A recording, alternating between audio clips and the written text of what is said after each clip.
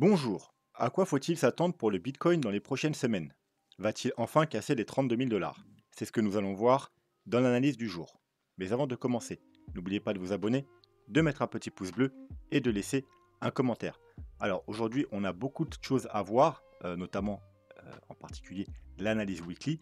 C'est pour ça qu'on ne va pas perdre de temps et qu'on va se diriger directement vers la cryptomap. On va commencer par la cryptomap de la semaine qui est pratiquement entièrement verte et on peut voir que certains alcools ont pump énormément, notamment X avec un plus 180%. Donc si vous voulez que j'aille faire un tour sur X dans la semaine, n'hésitez pas à me le dire en commentaire. Mais on a Link qui nous fait également un joli 38%, Mina 23%, BSV 35%, AF 32% et PLS également 36%. PLS qui est un graphique intéressant. Donc si vous voulez qu'on aille le voir également, n'hésitez pas à me le dire en commentaire. La cryptomap du jour, elle est également plutôt verte, enfin pratiquement entièrement verte également. X qui retrace de 11%. On a Mina 14, FTM 12, Link 9, Inch 18. Globalement, des hausses de 5 à 20% pour l'ensemble des altcoins. Le CryptoFear 53, comme hier, comme il y a quelques jours, je crois que vendredi il était également à 53. Il a passé enfin la barre des 50, puisque pendant plus d'un mois il était entre les 40 et les 50. Donc il a passé la barre des 50, mais il décolle pas pour autant beaucoup plus que ça. Donc ça c'est plutôt, je dirais plutôt positif, puisque à l'approche d'une grosse résistance, si tout le monde était ultra bullish, eh bien il y aurait de fortes chances qu'on soit rejeté de cette résistance. Le fait que les gens sont encore plutôt mitigés, en général c'est plutôt positif à l'approche d'un niveau important de résistance. Le dollar, il continue son petit trajet, pour l'instant, voilà, c'est ce qu'on attend de lui. Il fait ce qu'on attend, mais maintenant, il faudrait qu'il casse ce niveau, bien entendu, pour valider une tendance baissière, pour avoir des plus hauts plus bas et des plus bas plus bas. Ensuite, casser ce niveau important, aller rejoindre ce niveau-là. Et ensuite, on verra ce qui se passe par la suite. Mais nous, ce qu'on veut, bien entendu, c'est un dollar qui corrige. Depuis le début octobre, il corrige. On a eu une première confirmation ici vers le 9-10 octobre. C'est à ce moment-là que le Bitcoin il a rebondi. Et voilà, depuis que le dollar est au moins à court terme baissier, ça laisse un peu de répit au Bitcoin qui a pu bien pump pendant ce temps-là. Donc ce qu'on veut bien entendu nous, c'est que le dollar soit baissier sur du plus long terme pour laisser le champ libre au Bitcoin pour continuer son pump. Par contre, si c'est juste une petite correction, puis qu'on reprend la hausse sur du plus long terme, malheureusement, il y a de fortes chances que le Bitcoin reprenne un range ou même rechute à nouveau. Le BTC contrat futur CME. Donc du coup, cette semaine, on a un nouveau gap. Alors je vous rappelle que la semaine dernière, on avait un gap ici. Que je vous ai dit, c'était probablement un gap de rupture. C'est un gap de rupture d'ailleurs. On verra ça plus amplement demain, puisqu'on a un gap là, mais techniquement, on n'a pas besoin d'aller le combler. On a un autre gap là qui est un gap de rupture, on n'a pas besoin d'aller le combler. On a un gap aux 9000 dollars, un gap de rupture, on n'est pas forcément besoin d'aller le combler. On verra tout ça dans une analyse spéciale demain. Par contre, aujourd'hui, on a un gap aux 29 600 dollars, qui lui est un gap commun, voire un gap de continuation, mais c'est à peu près la même chose. Et donc, il y a de fortes chances que dans les semaines à venir, on vienne combler ce gap. Voilà, donc il faut avoir ça en tête. Si on devait avoir une correction dans les jours ou semaines qui viennent, eh bien, il y a de fortes chances qu'on revienne sur ces niveaux aux alentours des 29 600 dollars pour combler le gap. Total Market Cap 3. Donc les choses se passent plutôt bien du côté des altcoins. Je vous rappelle, Total Market Cap 3, c'est l'ensemble des altcoins, l'ensemble des cryptos sans le Bitcoin et sans l'Ethereum. On avait un bull flag, on avait un range, on est venu retester ici le bas du range et la trendline du bull flag qui avait été cassée précédemment. Donc c'était, comme je vous l'avais dit, un très bon point d'achat. On est revenu en haut du range, on a cassé le range, on est revenu chercher ce gros niveau, c'est le gros niveau sur les alts, vous voyez, c'est la médiane du plus gros range qu'on a ici, le gros range en bleu, d'ailleurs que j'aurais peut-être dû prolonger maintenant, hop, voilà. Et là, on est enfin en train d'essayer, vous voyez, là, après deux rejets au mois d'août et au mois d'octobre, on est en train de casser ce niveau. Bien entendu, ce qu'on veut, nous, c'est une cassure weekly. Donc, il faudra clôturer la semaine au-dessus de ce niveau pour espérer aller rejoindre. On a un petit niveau là horizontal avec, bien entendu, la trendline baissière qui traîne depuis le mois de mai 2022, depuis plus d'1 an. Donc, pour aller rejoindre ce niveau. Ensuite, soit si on l'atteint, on aura une petite correction, pourquoi pas pullback pour valider en tant que support.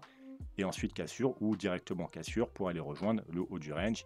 Et puis si on arrive à casser le haut du range, eh bien voilà, on a repris ce niveau important. Sur les altcoins, ça correspond un peu aux 32 000 $ sur le Bitcoin. Et les alts ont beaucoup de retard. Et après, voilà, on pourra viser beaucoup plus haut. Voilà, donc semaine importante, hein, cette semaine, pas que pour le Bitcoin, également pour les altcoins, puisqu'on pourrait valider une cassure haussière. Si on fait un petit tour, on va pas aller voir, hein, on va juste aller voir par exemple Ishimoku, qu'est-ce que ça nous raconte. Voilà, vous voyez que c'est la même chose. Là, on va s'enlever le graphique.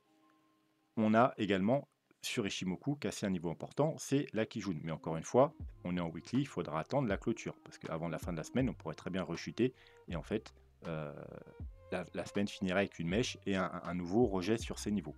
Si on clôture la semaine comme ça, c'est plutôt bon signe. Ensuite, d'ailleurs, le timing est vraiment parfait, hein, à croire que c'est fait exprès. Vous voyez ici, depuis le mois de mai, on a le nuage là qui est énorme, donc une très grosse résistance. Et là, on a clairement un petit chemin, hein. Donc si la semaine prochaine, on continue à monter, on peut passer le nuage très facilement. Il n'y aura pas du tout de résistance. Alors vous voyez que là, que le bas du nuage ici, le bas du nuage, il y a quand même le bas du nuage plus Kijun qui vont faire le plat de la Kijun. Bien entendu, la Kijun, on l'a déjà cassé, mais le plat de la Kijun ici qui peut faire résistance. Également, la Kijun et le prix sur la lagging span. Mais justement, si on arrive à casser ce niveau-là, et bien entendu, au passage, on cassera ce niveau-là, eh bien, ce sera extrêmement bullish parce qu'on sera totalement bullish sur Ishimoku Weekly, sur les altcoins. Hein, on aura la Kijun qui aura passé le prix, la Tenkan, la Kijun qui sera rentrée dans le nuage, le prix qui sera au-dessus de la Tenkan, la Kijun et du nuage si on arrive à casser. Et voilà. Et ensuite, on aura juste la lagging pan dans le nuage qui pourra, puisqu'en général, une fois qu'on est dans le nuage et que tout est bullish, eh bien, on est attiré par le côté opposé et on pourra rejoindre. Voilà, on pourra avoir le champ libre pour la lagging span monte et au niveau du prix, eh bien, on n'aura plus aucune résistance, on sera totalement bullish. Voilà, donc semaine très importante. Soit on va faire un petit fake out, soit on va venir tester là et si on arrive à breaker, eh bien, ce sera extrêmement bon signe pour les altcoins. On va aller voir également rapidement, hop, on va changer ça. Niveau de l'Ethereum BTC, alors on va enlever Shimoku. Donc, eh bien, toujours aussi bearish, hein, donc en ce moment, il vaut mieux être dans le Bitcoin que les altcoins. L'Ethereum perd encore de la force. Vous voyez, on est sur le bas du range ici. Mais ça semble pas vouloir. Alors, on a la semaine dernière fait un léger rebond, mais vous voyez là, on est en train de réintégrer. Ça semble pas vouloir décoller. Donc, c'est pas forcément encore le meilleur moment pour être surexposé dans les altcoins tant qu'on n'a pas un sérieux rebond, soit sur la Bitcoin dominance, soit sur Ethereum Bitcoin. On aime bien aussi aller voir BNB BTC et vous voyez que c'est la même chose. On casse des supports, on est toujours dans un bull flag qui traîne. On a certes, je crois que j'avais vu ça, une petite divergence potentielle qui se met en place. Alors, est-ce qu'elle est toujours valide? Voilà, elle est toujours valide. Vous voyez que là, on a un plus haut. Pour le moment, hein, il suffit qu'on descende un peu, puis on va annuler la divergence. Mais pour le moment, on a toujours la divergence qui traîne. Donc, si on devait avoir un rebond, eh bien, ça pourrait être un bon signe. Bien entendu, il faudrait casser la trendline du bull flag. Ce premier niveau important de résistance, du moins court terme. Enfin, court terme, on est comme depuis le mois de juin. Si ça arrive et qu'au passage, on a un rebond, qu'on passe ce niveau, puisque ce serait la validation de la divergence, hein, repasser la base de la divergence, ce niveau-là,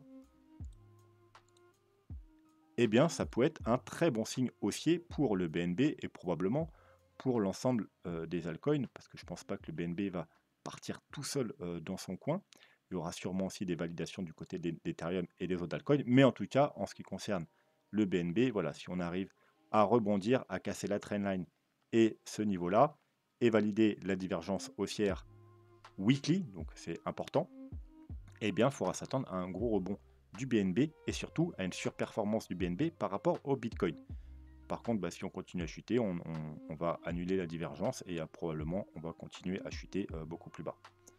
Pareil, également, semaine décisive de ce côté-là. Du côté du Bitcoin, alors hop là, on va commencer par ce graphique-là. Donc c'est le graphique 4 heures. Ce qu'on peut voir, c'est qu'au niveau du RSI, on a une consolidation. Le Bitcoin, il monte, il monte, il monte. On a des divergences baissières, bien entendu. Ici, ici, ici, on fait des plus bas. Là, on fait des plus hauts. Donc, on a un ralentissement de la force du mouvement, même si là, il reste vraiment assez parabolique. On a une trendline ici haussière. On est potentiellement à la fin d'un mouvement, puisque sur le RSI, ça ralentit. Et on pourrait avoir une correction bientôt, surtout qu'on arrive sur des gros niveaux. Hein. On est aux 31 000 $, on arrive proche des 32 000 $, donc niveau très important. On a tout de même cassé la zone de rechargement de short, donc ça, c'est très bon. On va quand même passer en daily. Voilà, vous voyez, on est totalement en survente, mais on a une bougie, donc là, bien entendu, c'est la bougie d'aujourd'hui. Hein. Donc, si on clôture comme ça, eh bien, on casse la zone de rechargement de short. Et en général, quand on casse la zone de rechargement de short, c'est qu'il y a de fortes chances que... Alors, est-ce qu'elle est bien placée, ma zone? Elle me paraît un peu basse. On va vérifier quand même. Hop. Non, elle est parfaite. 0,618, 0,786. Eh bien, il y a de fortes chances que la correction soit finie et qu'on aille faire des nouveaux plus hauts. Voilà. Encore faudra-t-il clôturer et puis même valider demain. Quoi qu'il en soit, à plus court terme, si jamais on devait casser la trendline, eh bien, ce serait peut-être le moment pour une petite correction. Alors, pourquoi pas aller retester. Vous voyez, là, on a un niveau important aux alentours des 29 000 $. Et ça nous permettrait également d'aller combler, bien évidemment, le gap. Voilà. Bien entendu, si le Bitcoin le désire, il pourrait annuler les divergences et monter tout droit jusqu'aux 32 000 ou même continuer. Voilà, le Bitcoin, des fois, il nous fait des trucs, les surventes, etc. Il s'en fout quand c'est bullish. Il peut prendre 3, 4, 5 000 $ et en étant en surachat sans problème. Voilà, donc, bien entendu, c'est pas forcément le meilleur moment de passer à l'achat puisqu'on est sous une... On va peut-être passer comme ça. Voilà, on est toujours sous une grosse résistance. Hein. Donc, on avait la grosse résistance qui s'est allée de 28 aux 32 000 $. On a passé les 28 000 $, donc c'est très bon signe. Donc, prochain objectif, 32 000 $. Et après, il faudra faire très attention, puisque c'est quand même une résistance majeure. Alors certes, on aura fait un nouveau plus haut, mais vous savez, c'est pas parce qu'on fait un nouveau plus haut qu'on va forcément to the moon. Hein. La preuve ici, on a fait un plus haut, et ça ne nous a pas empêché de redescendre, hein, ou également sur les plus hauts time frame. Là, on a fait un léger plus haut, ça ne nous a pas empêché d'ensuite de perdre 85%. Donc on pourrait très bien faire un nouveau léger plus haut et rechuter et même aller plus bas que les bottoms ici sans problème. C'est pour ça que vaut mieux acheter sur des supports que d'acheter une fois qu'on arrive sur des zones de résistance. C'est toujours la même chose. Hein. Moi en général je préfère acheter les corrections, les supports et ensuite les confirmations court terme plutôt que d'acheter des breakouts comme ici par exemple, puisque une fois sur deux, un breakout, ça nous amène à un fake out et c'est plutôt dangereux. Surtout que si tout le monde commence à s'exciter, il peut y avoir des retracements importants. L'Ethereum, donc, alors là, je suis peut-être un petit peu trop petit time frame. On a ce gros niveau ici de support important, support puisque on est au-dessus, hein, avant c'était une résistance. Hein. Vous voyez, ici, ici, ici. Maintenant, c'est un support. On a cassé la borne haute, on est venu chercher la borne basse. On a également cette fameuse trendline baissière qu'on a cassé un petit peu ici et on a réintégré. Hein, donc comme je vous avais dit, c'est très bullish. En plus, on a fait un joli W, donc c'est fake out. Hop, on va vous mettre en weekly. Oui, en weekly, on voit très bien. Hop, légère clôture en dessous et directement réintégré. Donc en général, ça c'est très bullish. Hein. C'est un signal d'achat. Premier objectif atteint, c'est forcément le haut de ce niveau de support résistance. Et ensuite, si on le casse, eh bien, on ira rejoindre voilà, tout cet amas où on a la zone de rechargement de short intermédiaire, la zone de rechargement de short de tout le mouvement et ce énorme niveau hein, au 1940 hein, qui est vraiment un niveau extrêmement important. Ça correspond aux 32 000 $ sur le Bitcoin hein, qui a fait résistance ici, support, support, support, support, résistance, résistance avec un petit fake out, résistance pendant de nombreuses semaines. Voilà, donc c'est le niveau à casser pour espérer enfin décoller. Voilà, donc maintenant ce qu'il faut, c'est bien entendu tenir la trendline et ce niveau. Si on recasse la trendline, on reviendra tester ce niveau. Je ne pense pas qu'il fera support à nouveau. Si on y revient, genre les 1515, il y a de fortes chances qu'on le casse pour aller beaucoup plus bas. Si on arrive à tenir la trendline et qu'on recasse ici, comme je vous ai dit, direction ici, et encore une fois, on a testé ce niveau pas mal de fois.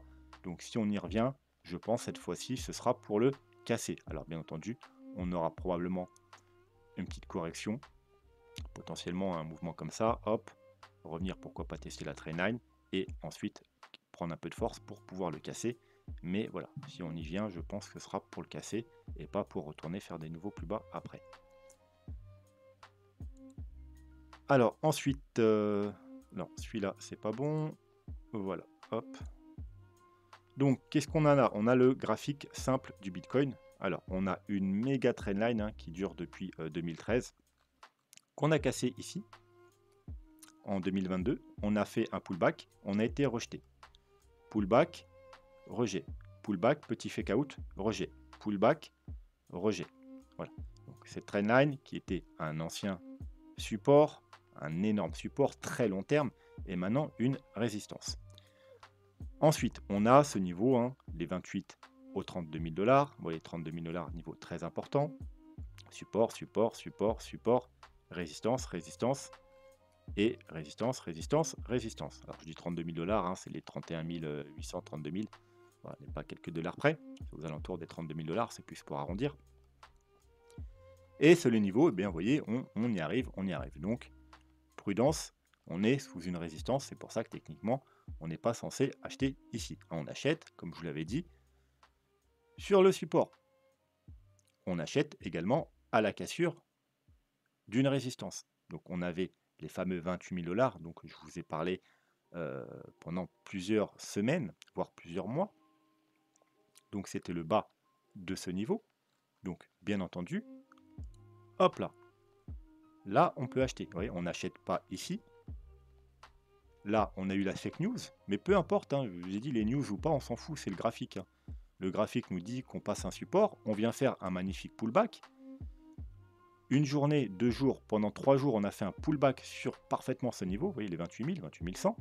Donc là, c'est un très bon moment pour acheter, puisqu'on est sur un support, après une cassure haussière et un magnifique pullback. Et là, on vise dans un premier temps le haut du range. Voilà. Donc des fois, c'est pas plus compliqué que ça. Hein. On a un niveau de résistance, résistance, résistance. On le casse, pullback, on achète et puis on vise le haut, la prochaine résistance, tout simplement aux alentours des 32 000 $. Donc voilà. Donc ceux qui ont pris ce trade-là, c'est pas une mauvaise idée dans cette zone-là de prendre des profits, ne serait-ce qu'un TP1, puisqu'on arrive sur à nouveau une zone de résistance et de mettre bien entendu votre stop loss à break-even. Si vous avez pris pour de l'investissement, bon là il n'y a pas de stop du coup techniquement, mais vous êtes quand même bien parce que tout achat en dessous des 30 000 $ est intéressant. Voilà. Pour les investisseurs maintenant, on sort un peu du niveau intéressant pour acheter. Alors c'est pas un niveau dégueulasse, mais voilà, comme je vous ai toujours dit, entre les 30 et les 15 000 $, voilà, c'est pas mal pour acheter.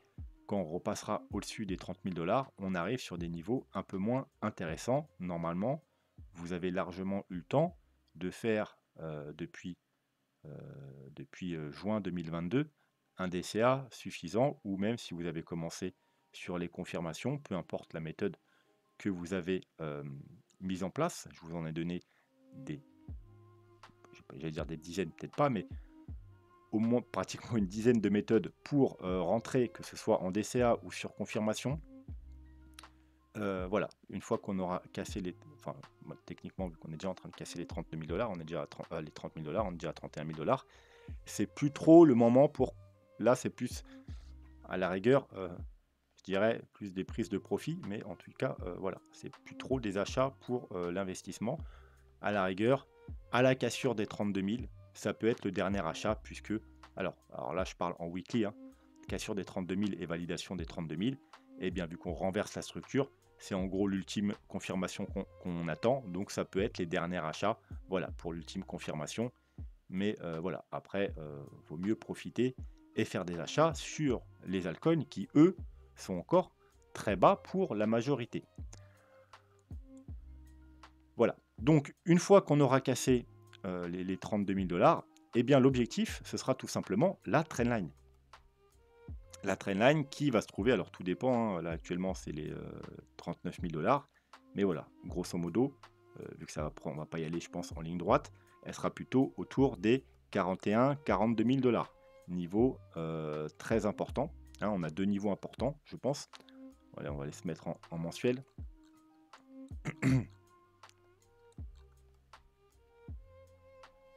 Donc on a ce niveau là, vous voyez, avec toutes les clôtures, machin, etc. Donc vers les 38 000 $.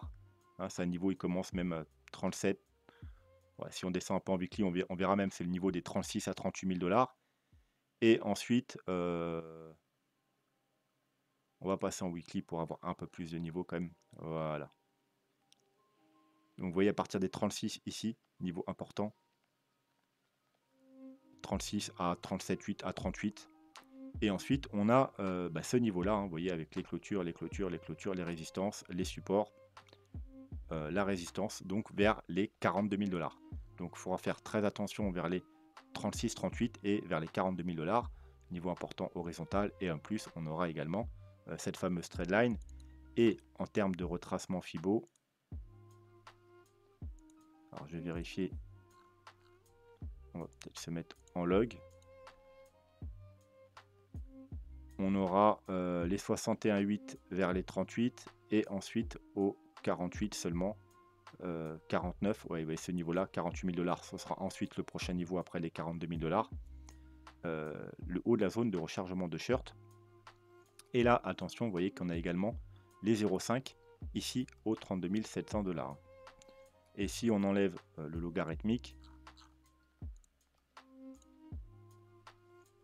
on a les 36 000 $. Ouais, je vous disais, attention, la zone des 36-38, on aura les 0,382 aux 36 000 $. Et ensuite, eh bien, les fameux 42 000 au 0,5. Et ensuite, encore une fois, vous voyez 0,618 parfaitement les 48 000 $. Donc c'est vraiment les trois prochains, à la cassure des 32 000, les trois prochains niveaux importants, 36, 38, 42 000 et 48 000 $. Voilà, donc ça c'est pour la vision assez simple. Avant de passer aux indicateurs, on va aller faire un petit update sur les plans Elliott Wave. Alors je vous rappelle que pour comprendre ce que je dis, allez dans playlist et vous regardez le tuto sur les vagues d'Elliott. Si bien sûr c'est pas déjà fait, vous pouvez également le retrouver sous chaque vidéo, avec d'ailleurs d'autres vidéos, hein, tuto vague d'Elliott, objectif du bull run si ça vous intéresse, halving on vous ment et mon portefeuille de 104 challenge. Donc n'hésitez pas à aller voir toutes ces vidéos. Vous pouvez également, si vous tradez, utiliser un des liens d'affiliation qui se trouve ici. Alors Bybit, je l'ai mis en dernier tout simplement parce que si vous êtes en France, ben, vous ne pouvez plus vous inscrire sur Bybit, mais vous pouvez utiliser Bitget, PrimeXBT, Binance ou Femex. D'ailleurs, j'ai déjà testé à plus ou moins toutes ces plateformes. Bitget, pas trop, c'est pour ça que là, enfin un petit peu, mais pas sur du long terme, c'est pour ça que là, je vais m'attaquer à Bitget bientôt. Donc, revenons-en à notre graphe sur les vagues d'Elliott. Donc moi, je vois plusieurs scénarios possibles. il y a ce premier scénario. Alors, je vous rappelle d'ailleurs le scénario global. Alors, j'ai effacé j'ai enlevé l'affichage des grosses vagues, c'est-à-dire la vague 1, vous voyez qui est là, la vague 2, qui nous mènera ensuite à une vague 3, à une vague 4, à une vague 5. C'est juste pour faire un peu plus de lisibilité. Donc, vague 1, vague 2 en A, B, C, flat. Donc, bottom ici. Donc, on repart sur 5 mouvements haussiers pour construire, bien évidemment, cette vague 3. Et on commence potentiellement par une leading diagonale. Donc 1, 2, 3, 4, 5. Mais vous voyez que là, on est plus ou moins en train de, alors si on continue à monter, annuler ce scénario parce que techniquement, la vague 5 doit se terminer aux alentours ici. Vous voyez, si on appelle ça leading ou ending diagonale, c'est parce que voilà, ça forme justement des diagonales. On peut relier les points ici. Donc, il y a deux sortes de leading diagonales, divergente et convergence. Divergente, c'est quand les lignes s'éloignent, et convergente, c'est tout simplement quand elles se rapprochent. Et dans les divergentes, on a la vague 3 qui est plus grande que la vague 1 et la vague 5 qui est plus grande que la vague 3. La vague 5, c'est la plus grande. Donc ça respecte un peu, mais vous voyez que là, on est en train de sortir, donc à moins qu'on corrige très bientôt, eh bien, ce ne sera pas le scénario à privilégier. Voilà, à moins qu'on ait déjà terminé. Voilà, petit fake out. Comme je vous ai dit la dernière fois, on pourrait être aussi dans une sorte de vague de Wolf. Les vagues de Wolf, c'est ça, c'est 1, 2, 3, 4, 5. On dépasse un petit peu la vague 5 et ensuite on réintègre. Donc, si ça se passe, l'objectif, ce sera le bas du canal. Et voilà, on pourrait revenir entre les 28 000 et les 29 000 $. Et si on est vraiment dans une vague de Wolf, il y a même un objectif encore plus bas. Deuxième objectif, c'est voilà, on prenait le bas de la 1 et le bas de la 4. Et l'objectif, c'est beaucoup plus bas, mais je ne m'attends pas du tout à ce qu'on ait rejoindre ces niveaux. Donc ça, c'est le premier plan. Alors, il faut maintenant que je retrouve le graphique. Voilà. Alors, j'ai pris deux graphiques pour vous montrer l'autre plan, puisque comme ça, on est un peu plus clair. Hop, voilà. Donc, deuxième plan, bon, il n'y a pas tout, mais c'est pareil, hein, A, B, C, etc. On a trouvé un bottom. Sauf que là, eh bien, on n'a pas fait 1, 2, 3, 4, 5. On a fait une première vague 1 en 1, 2, 3. Une vague 2, une vague 3. Une vague 3 qui est en train de se construire. Une vague 4 et une potentielle ensuite vague 5. Donc, là encore, il y a deux possibilités. Puisque vous savez que 1, 2, 3, une impulsive classique, c'est 5, 3, 5, 3. Et là, on a 3. Donc, encore une fois, c'est une potentielle leading diagonale. En 1, 2, 3, et chaque mouvement doit être décompté en 3. 1, 2, 3, 1, 2, 3. 1, 2, 3, 1, 2, 3. Et ensuite, on aura la 4 en 1, 2, 3 et la 5 en 1, 2, 3. Mais également, dans de plus rares cas, eh bien, une impulsive classique peut commencer en 3 mouvements. 1, 2, 3. Et ensuite, par contre, il faut décompter des 5. Hein. C'est juste la première vague. C'est dans de rares cas. Techniquement, ce n'est pas à privilégier. Mais quoi qu'il en soit, qu'est-ce que ça va changer si on est dans une leading diagonale ou une impulsive? Eh bien, tout simplement, c'est surtout au niveau de la vague 4. Puisque si on est dans une impulsive, alors déjà, la target de la vague 3, c'est ici, c'est les 32 500 $, la target principale minimum. Alors, pour la target, hein, c'est comme d'hab, hein, prolongation, on part du bas de la 1, en haut de la 1, en haut de la 2, et la target principale, la minimum en général, hein, c'est, vous voyez, hop, on va se enlever ça, c'est les 1,61,8. Voilà. C'est rare que les 3 vont en dessous des 1,61,8. Là, je parle pour une impulsive. Hein. Si c'est une leading diagonale, les targets ne sont pas les mêmes, on peut s'arrêter avant. Mais si on est dans une impulsive, on devrait les rechercher ici. Et ensuite, avoir une vague 4, puis une vague 5. Si on est dans une leading diagonale, on n'est pas forcément obligé d'aller rechercher là. Mais la différence, c'est qu'on aura une 4 puissante. Parce que vous savez que les leading diagonales, la 4 vient manger le sommet de la 1. Voilà.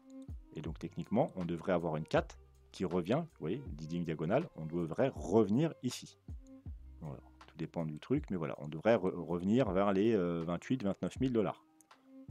notamment, au passage, on irait combler le gap, hein. Alors, comme je vous ai dit, là, on pourrait déjà avoir fini, hein, et revenir comme ça, hein, sans problème. Et ensuite, avoir une vague 5 qui se terminera également sur cette... alors, du coup, il faudrait changer, hein. Hop là. Puisque la une, elle est là. Voilà. On aurait une 5 puissante qui irait rechercher, bien vous voyez, hein.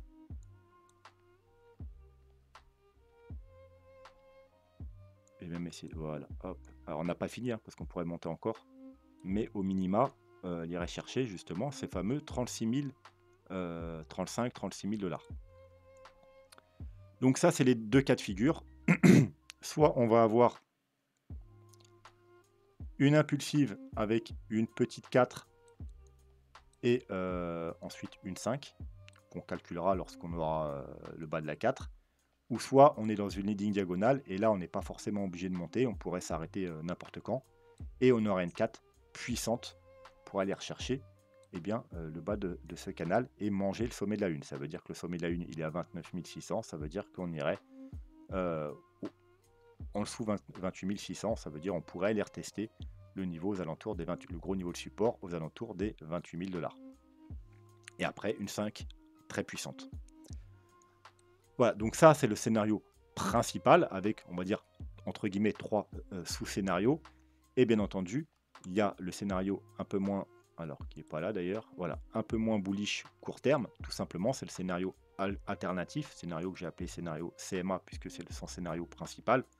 C'est tout simplement que, on n'a pas encore fini la correction en 2, c'est un gros piège, on a fait une première vague en 1, 2, 3, et là, on est dans une vague B, donc d'ailleurs, vous voyez qu'on a pratiquement atteint la target, le bas de la target, hein, la target c'est entre les 31 800 et les 33 500. Mais ensuite, donc c'est ce que je vous disais en début de vidéo, on va faire donc un léger plus haut, et ensuite on va rechuter pour aller chercher les objectifs théoriques principaux de la vague 2, ce qui sont les 23 800 et 21 600 $. Avec moi, l'objectif privilégié, ça ne change pas, c'est toujours les 23 500 $. Pour finir cette correction de vague 2 et enfin avoir une vague 3 pour aller chercher beaucoup plus haut.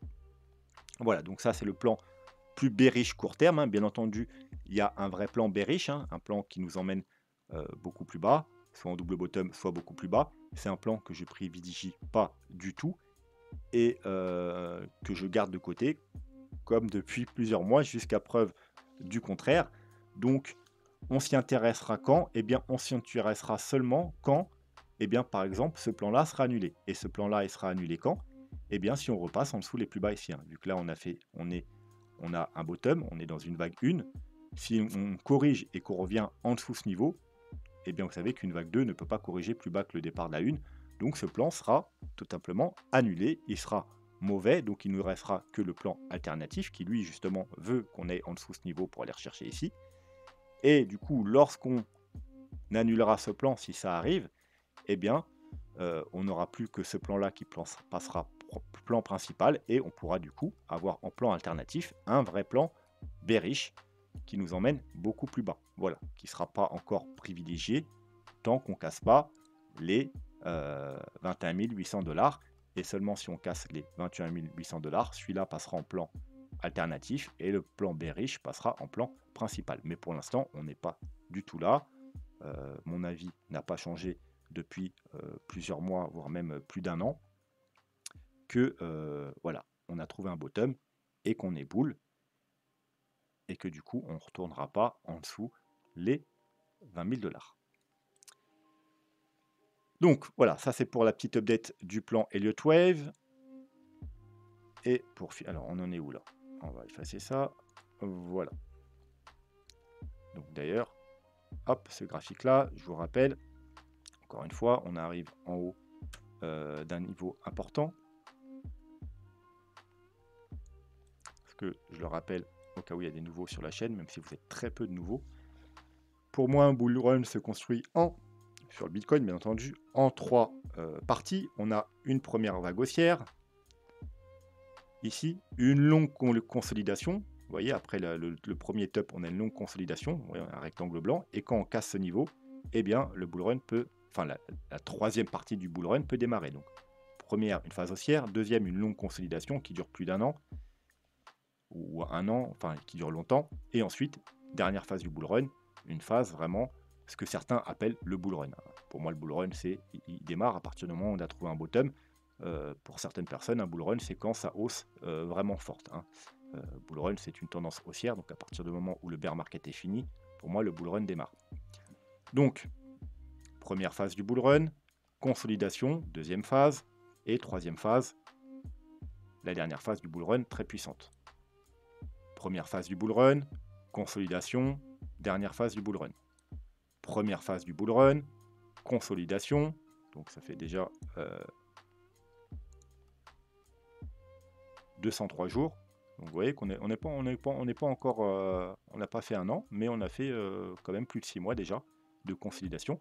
Et techniquement, lorsqu'on casse ce niveau, eh bien, on passe dans la dernière phase du bull run. Alors en général, on peut voir que, vous voyez ici, elle a commencé avant le halving, plusieurs mois avant le halving. Ici, elle a commencé juste avant le halving, un mois avant le halving. Et là, elle a commencé après le halving. Voilà. Donc là, on est un peu, si on devait casser maintenant, on serait relativement en avance. On serait à peu près au niveau du premier bull run en avance sur les deux précédents. Bref, on a une trendline également ici, une trendline qui départ au mois juillet 2017. On est venu tester ici et ici, encore une fois ici. Donc si jamais on devait corriger, on pourrait aller rechercher la trendline. Et notamment, vous voyez que l'objectif principal du scénario alternatif, c'est les 23 500 $. Et ça correspondra au passage à un pullback sur cette trendline. C'est une des autres raisons pourquoi je vous dis que si on casse les 23 000, 21 000 $, eh bien le scénario bear sera à privilégier, tout simplement parce qu'on aura également cassé cette trendline. Et quand on casse un gros support comme ça, ben en général c'est mauvais signe et il faut s'attendre à une grosse chute. Et du coup, ensuite aller rejoindre cet objectif qui est l'objectif bear entre les 12 000 et les 14 000 $. Mais voilà, tant qu'on est au-dessus de cette trendline, au-dessus des 21 000 $, eh bien je reste plutôt dans un scénario bullish. Alors en ce qui concerne les indicateurs,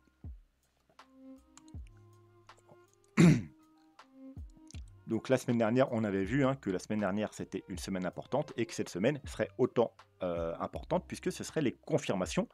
Voilà, donc on a bien atteint les objectifs de la semaine dernière, c'est-à-dire clôturer au-dessus des moyennes mobiles. Donc on a 3 moyennes mobiles qui sont cumulées, la moyenne mobile 21, la moyenne mobile 100 et surtout la moyenne mobile 200. Donc on a bien une très belle clôture au-dessus. Vu que c'est une bougie quand même assez puissante, on pourrait même affirmer que c'est déjà confirmé la cassure. Mais voilà, cette semaine, ce sera vraiment l'ultime confirmation de la cassure de ces moyennes mobiles. Donc c'est extrêmement bullish. Ce qu'on attendra par la suite, ce sera juste le réalignement dans le bon sens, comme ici, des moyennes mobiles. Vous voyez, ici, on est repassé au-dessus et on a eu... alors on avait déjà un bon alignement, il nous manquait juste là, voilà, ici, à partir du 3 août 2020, on a eu l'alignement bullish de bull run des moyennes mobiles, c'est-à-dire que la MA21, la 50, la 100 et pour finir, la 200. Donc vous voyez, c'est ce qu'on est potentiellement en train de faire ici. Alors non, on est encore loin, on a la 50 qui est la traîne, ouais, on est encore loin avant d'avoir la confirmation des moyennes mobiles, puisqu'on a la 50 qui doit repasser au-dessus de celle-là. La MA21, elle, c'est bon, dans quelques semaines, elle va passer. Et la moyenne mobile 100, il faut qu'elle rebondisse et elle n'aura pas trop de mal, mais voilà, il restera la moyenne mobile 50 qui est un peu en retard. En ce qui concerne les moyennes mobiles exponentielles, c'est du tout bon. On avait vu pullback sur la moyenne mobile 200, donc c'était un très bon niveau d'achat ici. Et puis on est venu tester la dernière moyenne mobile, la 100, petit rejet pour faire un petit pullback sur la moyenne mobile 50 et on repart à la hausse. Donc tout va bien de ce côté-là. C'est pareil en bull run, on aime bien les voir alignées, mais vu qu'elles sont très proches, ça va poser beaucoup moins de problèmes. Vous voyez qu'on a déjà la moyenne mobile 21 qui est en train de repasser la moyenne mobile 100 Donc c'est bon. Après, il nous suffit que la moyenne mobile 50 repasse au-dessus de la 100 et on aura toutes les moyennes mobiles alignées dans le bon sens, c'est-à-dire la 21, la 50, la 100 et pour finir, la 200. Donc encore une fois, tout ça est extrêmement bullish. En ce qui concerne le RSI,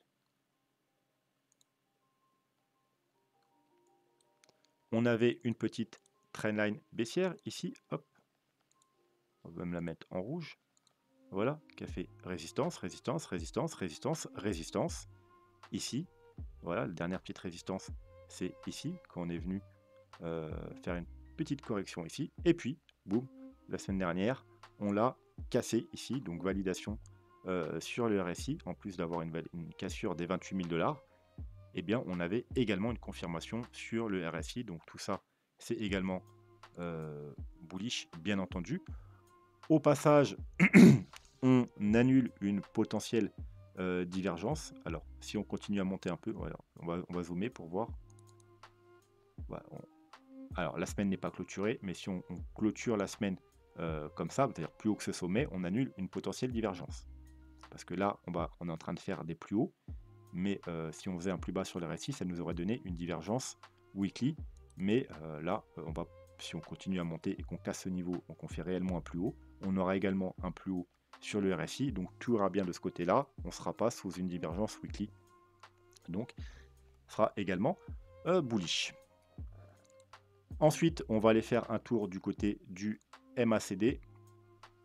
Alors, weekly, on a le stock RSI qui avait déjà eu la confirmation ici vers le mois de septembre, mais on n'avait pas encore l'aval du MACD, puisqu'il est toujours bearish. Alors, on avait vu également depuis le mois de septembre qu'il y avait un ralentissement de bougies rouges. On était petit à petit passé sur des bougies rose pâle de plus en plus petites avec un arrondissement. Donc, on voyait bien qu'on était sur un potentiel bottom, mais on n'avait pas encore la confirmation. Et bien, cette semaine, on l'a, bien entendu. Il faudra attendre la clôture de cette semaine. Si on a une grosse rechute, eh bien, ça s'annulera.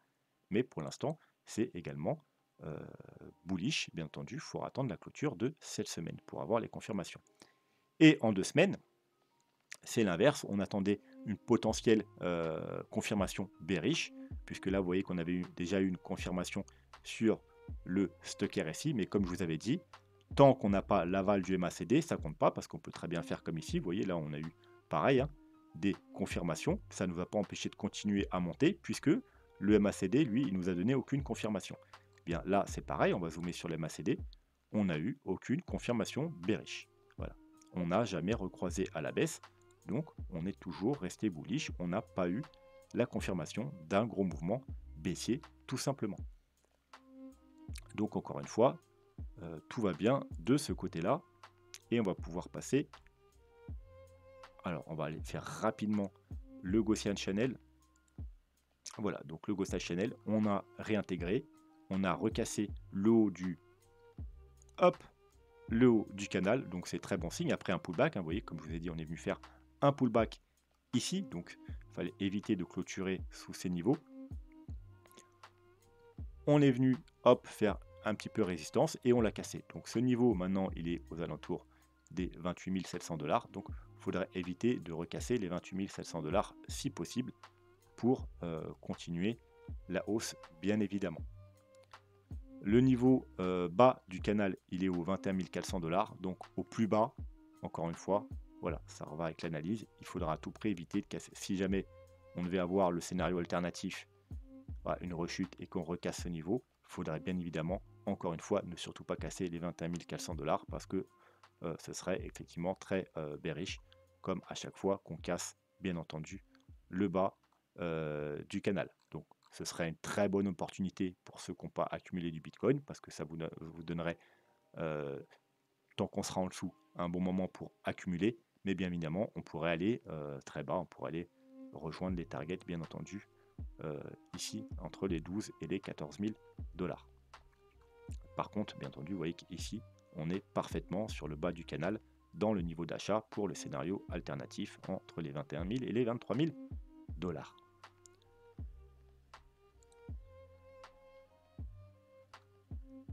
Ishimoku. On n'a pas déjà vu Ishimoku. Ah non, c'était sur Ethereum, sur les altcoins. Oui, c'était ça, c'était sur les altcoins en début de vidéo. Donc Ishimoku, eh bien, comme on a vu la semaine dernière, c'était une très bonne opportunité puisque on sortait un peu à l'horizontale du nuage, donc c'était le moment de pump puisqu'il n'y avait plus le nuage en résistance, on avait seulement la Kijun aux 28 200 $. On l'a cassé, on est en train de faire une semaine de validation, voilà, donc tout va bien. La lagging span, on avait vu qu'elle en profiterait également pour casser le prix, donc on est pratiquement totalement bullish, hein. On a la lagging span qui est encore dans le nuage, mais ça c'est pas grave, on est 90% bullish, donc tout va bien, tout est extrêmement bullish Ishimoku, on est au-dessus du nuage, au-dessus de la Tenkan, au-dessus de la Kijun, on a la lagging span qui est au-dessus de la Kijun, de la Tenkan et du prix, voilà, ensuite il ne me manquera plus qu'à sortir du nuage pour être vraiment 100% bullish, mais voilà, en général, quand on a cette configuration, c'est déjà pas mal et il faut s'attendre à une continuation haussière. On a du coup un support maintenant avec, vous voyez, le plat de la Tenkan et le plat de la Kijun, et également la Kijun en elle-même et la Tenkan en elle-même, aux 28 400 $. Donc encore une fois, gros support aux 28 000, ancienne résistance devient nouveau support, et c'est pour ça que il faudrait, pour valider le scénario de bottom ici, et non pas le scénario alternatif, il faudra éviter encore une fois de recasser les 28 000 $. En daily, c'est extrêmement bullish, hein. On l'avait déjà vu la semaine dernière, hein. La lagging span a passé le prix, elle est entrée dans le nuage, on est monté sans problème. Il y a une petite, petite correction et boum, on passe. On est au-dessus de la Tenkan, la Kijun, du nuage, voilà, on est totalement, entièrement bullish. Et le premier niveau de support, il est aux alentours des 28 800 $, et ensuite les 27. Bon, on s'en fout, c'est pas un gros support en daily, le nuage, mais voilà, en tout cas, c'est totalement bullish.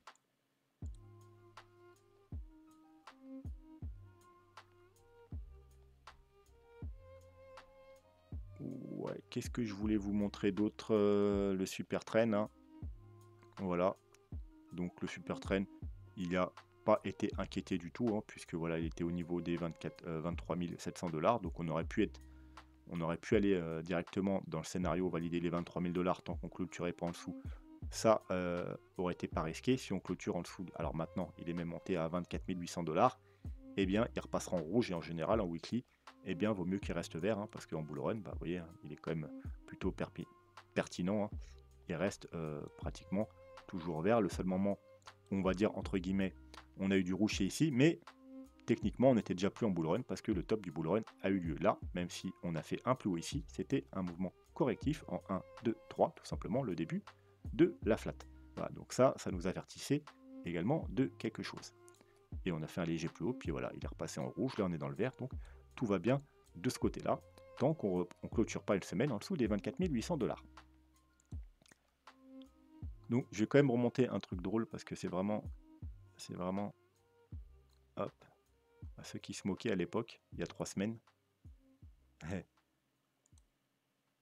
Voilà, le double indicateur de la Lune, l'équinoxe qui nous annonce un bottom moyen-long terme, la Lune, pleine Lune qui nous annonce un bottom court terme. Donc lui c'était sur cette mèche, lui c'était sur cette mèche. Voilà, entre les deux c'était là, le 25 septembre, c'est exactement le jour où je vous ai fait l'analyse et je vous ai dit on est potentiellement sur un bottom, et regardez, on était parfaitement sur le bottom, et depuis ça fait que monter, hein, hop. Il y a 3 semaines, voilà, c'est ici, la vidéo du lundi 25 septembre, la Lune prédit un rebond, et c'était un indicateur extrêmement pertinent au final, hein, même s'il y en a qui se sont moqués. Eh bien on était exactement pile poil le jour où j'ai fait la vidéo sur le bottom précis aux 26 000 $, et maintenant on est déjà aux 31 000 $. Donc voilà, un indicateur quand même plutôt pertinent. Pour finir, dans les indicateurs, est-ce que j'ai fait le tour des indicateurs que je voulais vous montrer aujourd'hui? Super Trend, Sentiment, le Gaussian Channel. Ouais, je pense qu'on va s'arrêter là au niveau des indicateurs. De toute façon, les autres, ils sont à peu près du même avis, c'est-à-dire que voilà, c'est extrêmement bullish de tous les côtés. On peut aller voir le ruban des moyennes mobiles qu'on n'a pas regardé, mais c'est pareil, alors en weekly bien évidemment. Voilà, on est venu faire un pullback, petit fake out, on est réintégré, hop, on est venu faire un petit retest ici et accélération haussière. Donc on est au-dessus du ruban. Alors maintenant, ce qu'on veut bien entendu, c'est un réalignement des moyennes mobiles hein, en mode bull run. Alors on va essayer de zoomer pour voir si on a quelque chose. Donc on veut la plus claire en dessous, la plus foncée en dessous, donc la plus forte. Et voilà, ça ne saurait tarder. Vous voyez qu'il faut que les deux petites moyennes mobiles repassent au-dessus de la moyenne mobile rouge et on sera totalement aligné en mode bull run. Ce n'est pas encore le cas, mais si on n'a pas de grosse rechute, dans les semaines à venir, on aurait un alignement exactement comme on a eu tout simplement ici. Vous voyez, ici on est repassé et ici vers le mois de juin, on a eu le réalignement haussier et on y est resté dans cet alignement pendant tout le bull run jusqu'à la confirmation du bear market ici. Voilà, quand on a eu le réalignement baissier et puis ensuite bien entendu on a eu la grosse chute qui va par la suite. Donc pour conclure, eh bien effectivement on est quand même sous une grosse résistance. Alors rien n'est encore fait. Il y a de côté le petit scénario alternatif qui nous dit justement que ça pourrait être un piège et que on pourrait faire une sorte de triple top, même si on fait un léger plus haut, pour retourner ensuite vers les 23-21 000 $. Mais en tout cas, la majorité, enfin l'ensemble des indicateurs sont plutôt bullish, c'est plutôt bon signe. Le dollar, il est potentiellement sur un top, donc ça aussi c'est bon signe, mais il faut rester prudent. C'est pas forcément le moment pour faire les foufous. Les altcoins, ils sont également sur des confirmations haussières, bien que la hausse est beaucoup plus faible sur les altcoins. Alors on a quelques altcoins qui surperforment le Bitcoin, mais si on prend l'ensemble des altcoins, ils sous-performent bien entendu le Bitcoin. On n'a pas été voir la Bitcoin dominance, mais on a été voir le façon ETH et BNB. Mais vous voyez que sur la Bitcoin dominance, c'est pareil. Hein. Depuis le mois d'août, on a un gros rebond. Et là, on va peut-être avoir du ralentissement parce que vous voyez qu'on a une ancienne trendline. On vient faire un pullback dessus. Donc on verra, mais on est déjà au 50, pratiquement 53% de Bitcoin dominance. Donc le Bitcoin surperforme les altcoins. Mais au bout d'un moment, forcément, les altcoins vont sûrement rattraper le retard. Je pense que si le Bitcoin confirme la cassure des 32 000 $, alors peut-être pas dans un premier temps, hein, le Bitcoin va peut-être encore surperformer un moment, mais ensuite, lorsque le Bitcoin se calmera et consolidera, etc., il y aura probablement une poussée de certains altcoins. Il y a déjà certains altcoins qui ont pas mal poussé. On va aller voir du côté du portfolio, hein, le 100-204 challenge. On est à 10 700 $, hein, donc c'est plutôt pas mal hein, sur les 10 000 $. Donc on est à 700, à 0, 7% de hausse sur le portefeuille. Mais vous voyez que, eh bien, si on aurait pris juste 10 000 $ de Bitcoin, eh bien finalement, le Bitcoin, on va voir, profil perte, voilà, le Bitcoin, il est à pratiquement 15% de hausse sur le portefeuille. Le portefeuille total, lui, il est qu'à 7%. Ce qui veut dire, si on aurait pris que du Bitcoin, eh bien, pour le moment, bien entendu, on aurait 11 500 $, donc on aurait 15% de hausse et on serait plus gagnant. Pour le moment, bien entendu, d'ici la fin du bull run, techniquement, ça devrait être totalement l'opposé, mais pour le moment, le Bitcoin surperforme. Mais on peut voir quand même que il y a certains altcoins, notamment Solana, qui a plus 37% sur le portefeuille, Link plus 24%, Dion, je ne vous ai pas arrêté de vous en parler les semaines passées, on a encore bien performé aujourd'hui 20%, voilà, sur 7 jours 66, on est à plus 75% sur le portefeuille, Liquidity, on est à plus 62%, Stacks 38%, Elo 24%, Matic 10, Nakama 10, voilà. Mais en dessous de ça, Ordi 10 aussi, on a pas mal d'altcoins qui sont à la traîne. Hein. On a Mav qui est à moins 18, Sui qui est à moins 14, puis ensuite pas mal de petits altcoins qui sont entre moins 5 et moins 10%. Mais voilà, globalement, c'est plutôt bon quand même. Mais malgré qu'on ait des altcoins qui surperforment beaucoup le Bitcoin, hein, vu qu'il est à 15, là on est autour de 30, 75, 62, 38, et bien au final, le portefeuille n'arrive pas à surperformer pour le moment le Bitcoin. Et c'est normal. C'est normal puisque en début de bull run, eh bien, ou de confirmation de bull run, eh bien, le Bitcoin surperforme tout le temps les altcoins. C'est que plus tard que les altcoins rattrapent leur retard. Mais en tout cas, voilà, je ne suis pas mécontent d'avoir pas mal de Link et de Sol dans le portefeuille, puisque du coup, voilà, ils ont bien augmenté. Link représente maintenant 3,43%, Sol 2,74%, et Liquidity 1,65%, et on doit avoir John qui est pas trop loin derrière, puisqu'on a 170 $, ça veut dire qu'il représente 1,6% de juste, il doit être juste en dessous Liquidity. Voilà, des altcoins qu'on a rentrés tardivement. D'ailleurs, c'est vous qui m'avez donné ces deux altcoins, hein. Je vous rappelle, moi je ne les connaissais pas. C'est les abonnés, hein, les cryptos que vous m'avez demandé d'analyser, Liquidity et John. C'était en plus, vous me l'avez demandé, de le donner plutôt sur des bons moments, donc j'ai pu les rentrer directement en portefeuille dès qu'on a fini l'analyse, hein. Et bah, je suis plutôt bien content de ces altcoins. Donc n'hésitez pas, hein, si vous avez d'autres petites pépites comme ça, à me les donner. Je ferai un plaisir de les analyser et même de les acheter si le graphique est bon.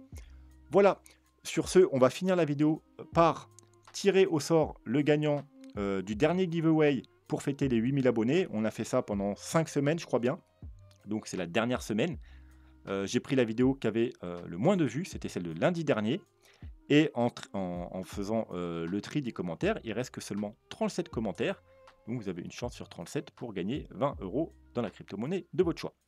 Voilà, sans plus attendre, bonne chance à tous. Clément DBS, merci pour tes vidéos et leur clarté. Eh bien de rien, c'est moi qui te remercie de poster un commentaire et de soutenir la chaîne. Et pour te remercier, je te laisse sous cette vidéo mettre un commentaire. Alors apparemment ça marche pas très bien en ce moment les commentaires avec les adresses. Donc si tu as Twitter, envoie-moi un message privé sur Twitter, donne-moi une adresse de la crypto-monnaie de ton choix et dès que j'ai ton message, je t'envoie les 20 € en crypto-monnaie. Voilà, sur ce, je vous souhaite une très bonne soirée et je vous dis à demain. Tchuss.